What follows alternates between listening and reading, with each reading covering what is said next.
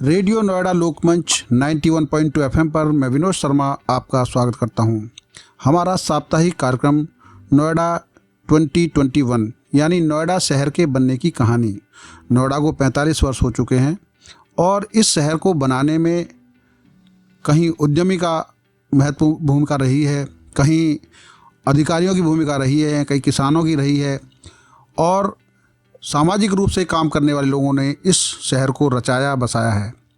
आज हमारे साथ स्टूडियो में जुड़ रहे हैं जेपी केडिया जी, जो सामाजिक रूप से बहुत सक्रिय हैं और नोएडा लोकमंच से भी उनकी बहुत सकारात्मक भूमिका रही है। मैं केडिया साहब का अपने स्टूडियो में स्वागत करता हूं। केडिया साहब नमस्कार। धन्यवाद विनोद जी। केडिया साहब, मैं ये जानना चाहता हूं कि आप नोएडा में पहली बार कब आए और इससे पहले नोएडा का नाम पहली बार कब सुना आपने? देखिए, मैं दिल्ली में मेरा उद्योग था। दिल्ली में मैं बात कर रहा हूँ 75 की जी 1975 जी। तो उस समय हम सोच रहे थे कि कहीं पर दिल्ली में कहीं ओखला वगैरह में कहीं हम उद्योग के लिए जगह लें। हाँ हाँ। तो उसी समय नोएडा का अनाउंसमेंट हुई कि नोएडा में इंडस्ट्रियल एरिया बन रहा है। तो हमने फिर नोएडा को देखने के लिए कि नोएडा है कहाँ पर। पहले तो हमें पता ही नहीं था नोएडा है कहाँ पर। जी जी जी। तो वो नोएडा के लिए हम लोग, मैं और मेरे पार्टनर हैं, वो उसके स्कूटर पर हम लोग, बात 1975 की कर रहा हूँ मैं। आज से 46 साल पहले। तो उस टाइम हम आए नोएडा देखने के लिए। तो यमुना के बगल में पुस्ते पर एक छोटी सड़क बनी हुई थी। सड़क नहीं थी, पुस्ते पर एक वो थी, उस पर हम होते हुए आए और नोएडा के जहाँ एंट्री है, जहाँ पर बैराज बना हुआ, वहां तक ही हम पहुँच पाए थे। फिर उन्होंने बताया नोएडा ये आगे सारा नोएडा है। अच्छा। ये नोएडा है जो बिल्कुल उस टाइम वीरान था। हो सकता है गाँव रहे हों बीच में, जी जी, जहाँ पहुँचने की जगह नहीं थी। तो वो हम देखने आए। फिर हमने नोएडा में अप्लाई किया और 77 से हम अपनी फैक्ट्री, हमने एक जनता शेड हमने लिया, एक सेक्टर 2 में प्लॉट लिया 77।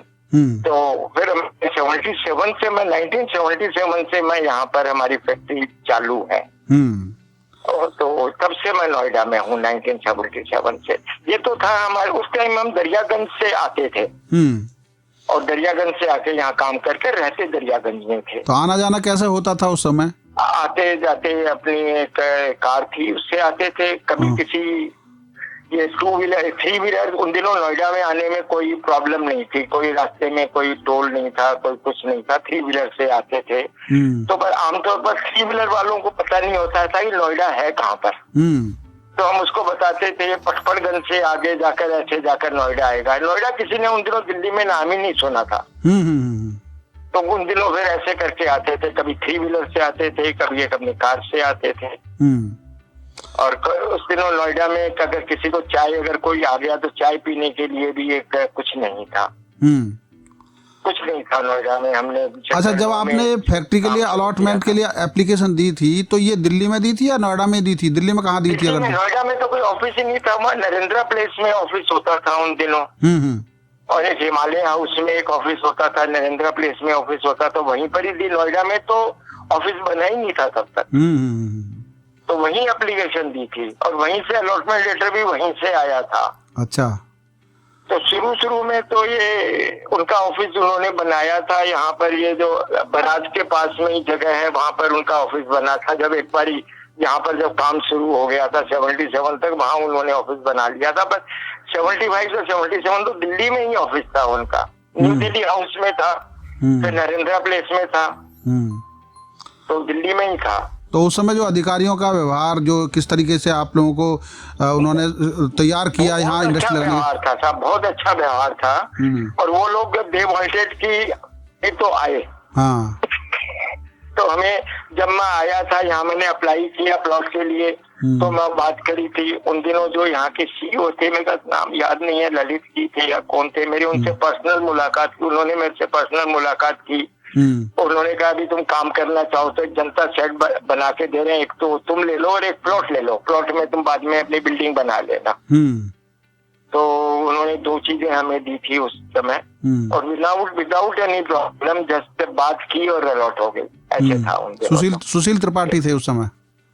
सुशील त्रिपाठी से पहले की बात बोल रहा हूँ, नरेंद्र प्लेस में था। उनके सुशील त्रिपाठी नहीं था, एक और सज्जन थे, मुझे नाम याद नहीं आ रहा। उनका नाम है डीएम मिश्रा। हाँ, डीएम मिश्रा। पहले सीईओ थे वो नोएडा के। हाँ, सबसे पहले सीईओ वही थे। वो एक्चुअली बाय द वे क्या था, मैंने आईआईटी दिल्ली से इंजीनियरिंग करी है, वो मेरे से वहाँ 2 साल सीनियर रहे थे, उसके बाद आईएएस कर लिया था। अच्छा। तो इनसे वो मेरे को काफी उनसे व्यवहार, यानी एक हो गया ना, जैसे अपने एलिमिनेट से साथ में व्यवहार था उनका। तो मुझे कोई प्रॉब्लम नहीं हुई थी, नोएडा आ गए। खाली आने जाने में थोड़ी प्रॉब्लम होती थी, यहाँ पर तो प्रॉब्लम थी नोएडा में तो उस टाइम। तो सेक्टर 2 में हमने बिल्डिंग बनाई थी, पूरे सेक्टर 2 में हमारी पहली बिल्डिंग बनी थी। अच्छा, तो उस समय का आसपास का नजारा एकदम खाली था पूरा? एकदम खाली था। अगर हम वहाँ पर हम छत पे खड़े हो जाते थे, सामने नया बांस में जो कुछ दुकानें होती थी, मिठाई वालों की दुकानें, कुछ ढाबे होते थे, वो वहां से सीधे नजर आते थे। तो उस दौरान जो आपने बिल्डिंग बनाई है, जो शेड तो खैर बनाया था, लेकिन फैक्ट्री बनाने में तो काफी मशक्कत करनी पड़ी होगी, क्योंकि मटेरियल भी बहुत मशक्कत करनी पड़ी। पहले तो एक हमने लोन लिया था यूपीएफसी से। हाँ। तो यूपीएफसी में भी people are very very helpful. उन दिनों लोन के लिए मुझे कानपुर जाना पड़ा था, और विदाउट एनी प्रॉब्लम मेरे को लोन सैंक्शन हो गया था। यानी खाली उनको एप्लीकेशन दी, उन्होंने लोन सैंक्शन कर दिया। खाली उन दिनों क्या सीमेंट नहीं मिलती थी। अच्छा। तो हमने पीछे बिल्डिंग को चारों तरफ जगह खाली थी, तो बीच में एक वो बनाया, जो एक घर सा बनाया था, जिसमें चूना राखी से हमने वो बनाकर उससे बिल्डिंग बनाई थी। खाली जो पिलर्स होते थे, पिलर के लिए सीमेंट की जरूरत थी, वो पिलर्स में चूना राखी नहीं लग सकती। तो वो उसके लिए वो डल्ला सीमेंट प्लांट का हमें वो मिला था। तो डल्ला सीमेंट प्लांट जाके 2-3 ट्रक वहां से हम ऐसे कोटा, इन दिनों सीमेंट का कोटा होता था, हर एक चीज का कोटा राज था उन दिनों। तो लाइसेंस राज का जमाना था वो। तो वहां से लाइसेंस, वहां से कोटा मिला, डल्ला सीमेंट प्लांट, वहां से जाकर 2 दिन मैं खुद गया था वहां पर, वहां से लोड करवा के यहाँ लाए और बिल्डिंग बनाई। तो प्रॉब्लम तो उन दिनों बहुत थी, पर आजकल अलग टाइप की प्रॉब्लम है, उन दिनों अलग टाइप की प्रॉब्लम है। तो उस समय जो प्रोडक्शन का था, आपको मार्केट में भी दिक्कत, रॉ मटेरियल लाने में, और प्रोडक्शन तैयार करके जो भेजना है उसमें भी दिक्कत रही होगी। और उस समय की लोगों का बाय द वे जो प्रोडक्ट ऐसा था, उसमें हमारी मोरलेस मोनोपोली थी ऑल ओवर इंडिया। तो ऑर्डर हमारे हमेशा एडवांस में रहते थे, और हम उनको जैसे बनता था, वो 2-3 महीने में बनता था, एडवांस में हमें उसका पेमेंट आ जाता था। जैसे ही बनता था, पेमेंट लेकर हम उनको सप्लाई करते थे। प्रॉब्लम खाली आती थी रॉ मटेरियल में। रॉ मटेरियल सारा दिल्ली से लाते थे। तो दिल्ली में जैसे लोहा है, वो नारायणा में लोहा मंडी, वहां से लोहा लाना पड़ता था। बाकी चीजें भी सब दिल्ली से ही लाई जाती थी। इन दिनों यहाँ तो कुछ मार्केट था ही नहीं नोएडा में, तो सब वहां से लाते। और वो टैक्स वाला सिस्टम अलग पचड़े वाला होगा उस समय? क्या चीज? जो टैक्स वाला सिस्टम, बैरियर वगैरह होते थे सेल टैक्स की, वो बैरियर वगैरह उन दिनों कुछ होता ही नहीं था। ऐसे तो हमारे सारे उसमें आते थे, कोई प्रॉब्लम होती नहीं। पर उन दिनों बैरियर, यानी जैसे सेल टैक्स था, सेल टैक्स का नोएडा में ऑफिस नहीं था। सेल टैक्स का गाजियाबाद में ऑफिस था। हमने गाजियाबाद से ही सेल टैक्स का लिया था। खाली यहाँ पर वो जरूर बन गए थे डायरेक्टर ऑफ इंडस्ट्रीज के, जहाँ से हमने वो करवाए थे, ऑफिस वगैरह बन गए थे। पर बाकी जैसे वो सेल टैक्स गाजियाबाद से ही होता था। तो सर एक चीज़ बताओ कि पिछले 45 साल में हम देख रहे हैं कि नोएडा में काफ़ी बदलाव आया, और अभी आपने जैसे जिक्र किया कि कुछ जो समस्या उस समय अलग तरह की थी, इस बार समस्या अलग तरह की है। वो किस तरह की समस्या हैं जो इस बार आप देख रहे हैं अपने उससे, और आने वाले दिनों में क्या बेहतर हो, उसका भी कोई सुझाव दीजिए आप हमें। जी देखिए, ऐसे मैं थोड़ा सा और आगे चलता हूँ, 75 से आगे का। जी। तो 75 में तो यहाँ पर बनाया था, संजय गांधी का ब्रेन चाइल्ड था नोएडा। हाँ। और वो चाहते थे दिल्ली की सारी, तो यहाँ पर प्योर इंडस्ट्रियल एरिया बनाने का प्रोग्राम था ये नोएडा को। जी। तो फिर जब इमरजेंसी खत्म हुई, तो उस टाइम नोएडा बिकम, यानी put in back burner. Noida की सारी आगे जो बढ़ना था वो सारा बंद हो गया था। तो नोएडा में फिर नोएडा को उत्थान करने के लिए ये आर्मी वेलफेयर हाउसिंग का बहुत बड़ा हाथ था जी कि उनको कुछ उन्होंने प्लॉट लिए, वहां पर रहना शुरू किया। पहले नोएडा कोई आके रहना नहीं चाहता था, नोएडा में इट वाज टोटली अनसिक्योर। तो फिर वो जब रहने लगे तो लोगों को लगा कि नोएडा में रहा जा सकता है। तो फिर Noida as a residential area के हिसाब से विकसित होने लगा। हमारा जैसे प्लॉट है वो सेक्टर 2 में है, which is in the centre of the Noida. तो होना चाहिए इंडस्ट्रियल एरिया हमेशा बिल्कुल रेजिडेंशियल एरिया के बाहर होता है। यहाँ पर उल्टा हिसाब है कि हमारा इंडस्ट्रियल एरिया बिल्कुल सेंटर में है। तो फिर धीरे धीरे जैसे यहाँ पर लोग आने लगे, लोग पॉपुलर होने लगे, उसके साथ आजकल पता है कि जो डिफरेंट लोगों का व्यू डिफरेंट हो गया। लोगों को लगा कि नोएडा में बहुत वो है, तो इसके वजह से यू नो कि अब मैं क्या बोलूं, करप्शन भी बहुत बढ़ गई है। Things has become much different. उन दिनों कुछ नहीं था यहाँ पर हमारे लिए, हम बिल्कुल नए थे, अब से पढ़ के निकले थे। Things were very easy.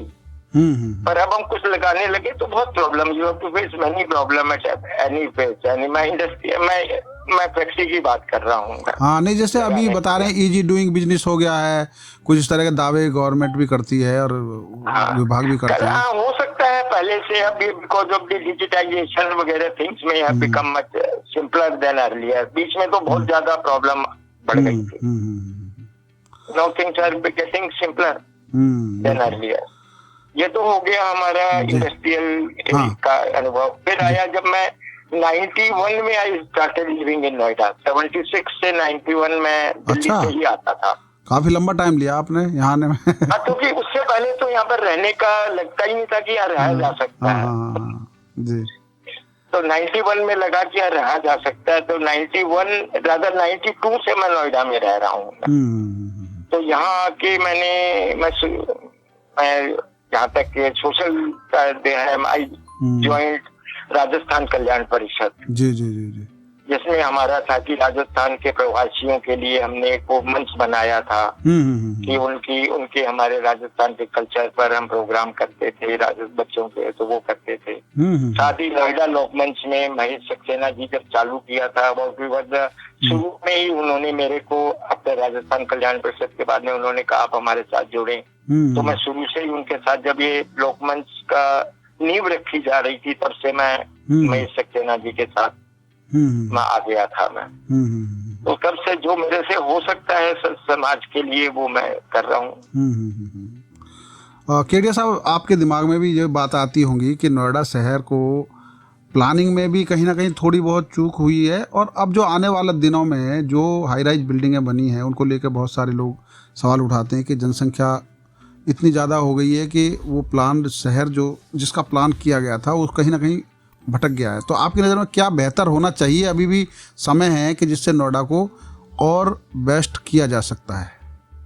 देखिए, नोएडा ऐसे देखा जाए तो बेहतर है, दिल्ली से कई चीजों में अच्छा है, पर ओनली चीज है, एक तो यहाँ पर बीच में गंदगी बहुत ज्यादा हो गई थी। अब मेरे ख्याल से अब ये गंदगी के ऊपर स्पेसिफिकली क्लीनलीनेस पे ध्यान दे रहे हैं। मेरे ख्याल से पहले से अच्छा हो रहा है, पर स्टिल अभी भी हमें बहुत जगह, कहीं भी आप बाहर निकलो आपको गंदगी के ढेर नजर आते रहते हैं। तो एक तो गंदगी सारी खत्म होनी चाहिए नोएडा से। जी जी जी।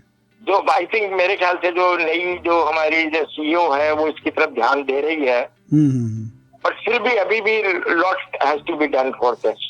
जहाँ तक प्लानिंग का सवाल है, प्लानिंग तो ये बिल्डिंग्स तो बीच में क्या आया था कि लोगों को रेजिडेंशियल एरिया का लोगों को लगा कि रेजिडेंशियल प्लॉट एक बारी लेकर रख लें। हम एक्चुअली हमारी पुरानी आदत है भारतीयों की कि कोई भी चीज कमी लगती है तो उसको हम इन्वेस्ट करके उसको नहीं जरूरत है वो भी हम लेके रख लेते हैं, चाहे कोई भी चीज हो। तो वैसे ही फ्लैट्स का हुआ था, लोगों को जिसको जरूरत नहीं हुई खाली फाइनेंस के लिए अपने पास लेके रख लिए कि हमारे बाद में हम इसको प्रीमियम में या महंगे में बेचेंगे। उससे एक तरीके से यहाँ पर मशरूमिंग हो गई बिल्डिंग्स बनती चली गई लोगों।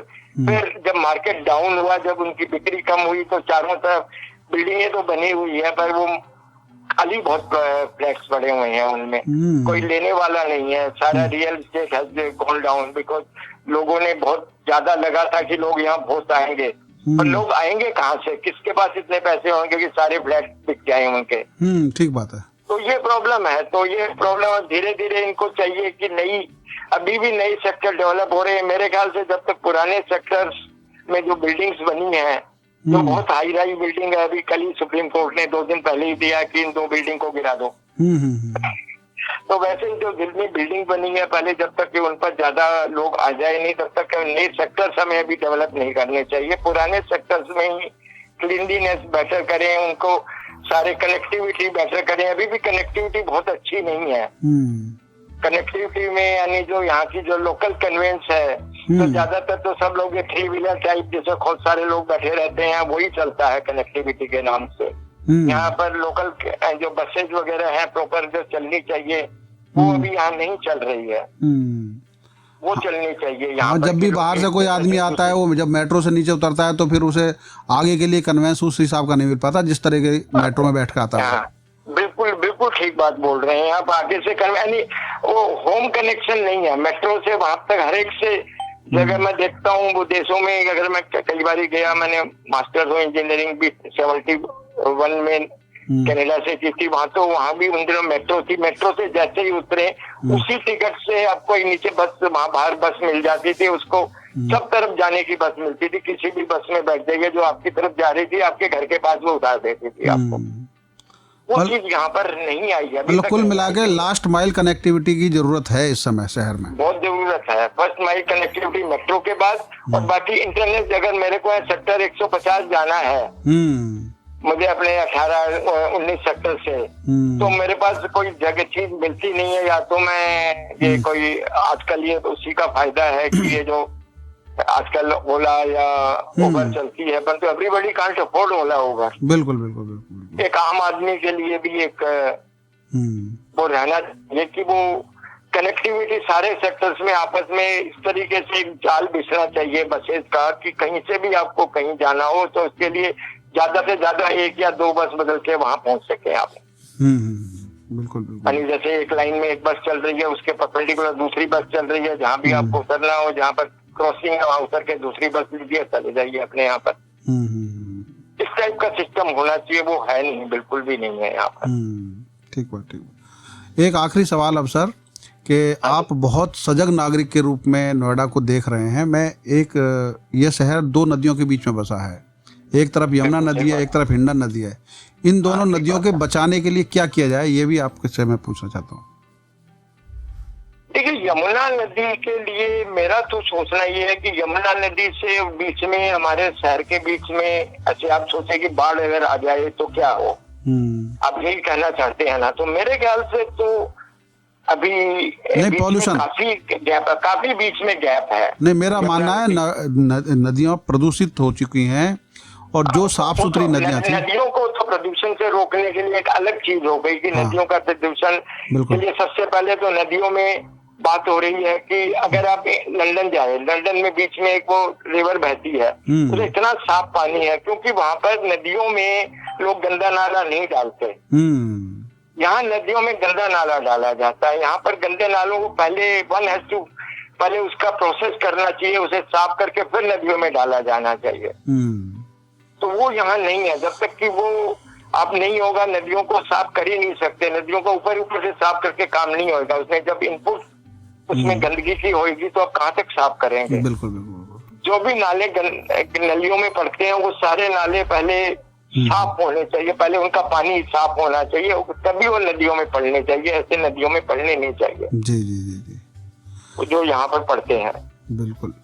तो वो तो अब ये देखना पड़ेगा कि जो गवर्नमेंट की जो अथॉरिटी है या जो भी कंसर्न डिपार्टमेंट है, कि वो नालों को सीधा नदियों में न डालें। और यहाँ पर आप देखिए कि ज्यादातर ये सीवर लाइन वगैरह भी है, इंडस्ट्रियल एरिया में सीवर लाइन होती है। तो सीवर लाइन प्रॉपर वो सारी, जब देखो क्या जो वो नाला होता है, जब देखो वो जाम हो जाता है, उसकी गंदगी चारों तरफ फैल जाती है। और कभी ये नालों को साफ करते हैं तो वो आदमी आते हैं, नालों की गंदगी निकालते हैं और वहीं डाल देते हैं बगल में ही। बिल्कुल। उठा के नहीं लेके जाते, फिर वो बारिश आती है वापस उस नाले में पहुंच जाती है वो। ठीक बात। तो नाले सारे बंद होने चाहिए ऊपर से। जो सेक्टरों में नाले बने हुए, बेसिकली इंडस्ट्रियल एरिया के सेक्टरों की बात कर रहा हूँ मैं, और उसके वो वहां से वो जाते हैं, उनका वो कुछ वो मशीन लाते हैं, उसे सारा गंदगी निकालते हैं और उसके बगल में डाल देते हैं। वो चीज नहीं होनी चाहिए। उसके लिए साथ में वो गाड़ी लेकर आनी चाहिए जो गंदगी उस गाड़ी में डाले और उसको कहीं पर जाकर उसको डिस्पोज करें। बिल्कुल बिल्कुल बिल्कुल। आपने रेडियो नोएडा लोकमंच 91.2 एफएम के साथ अपनी यादें शेयर की, नोएडा शहर के बसने की कहानी रोचक अंदाज में बताई। इसके लिए केडिया साहब आपका बहुत बहुत धन्यवाद। बहुत धन्यवाद आपका विनोद जी। धन्यवाद। अभी आप सुन रहे थे नोएडा शहर के बनने की कहानी जीपी केडिया साहब से। उन्होंने रोचक अंदाज में प्रस्तुत की नोएडा की कहानी। आपके साथ हम जोड़ते रहेंगे ऐसे ही लोगों को जो सुनाएंगे रोचक कहानी नोएडा के बनने की। आप देखते रहिए, सुनते रहिए रेडियो नोएडा लोकमंच 91.2 एफएम, आपकी अपनी आवाज़। धन्यवाद।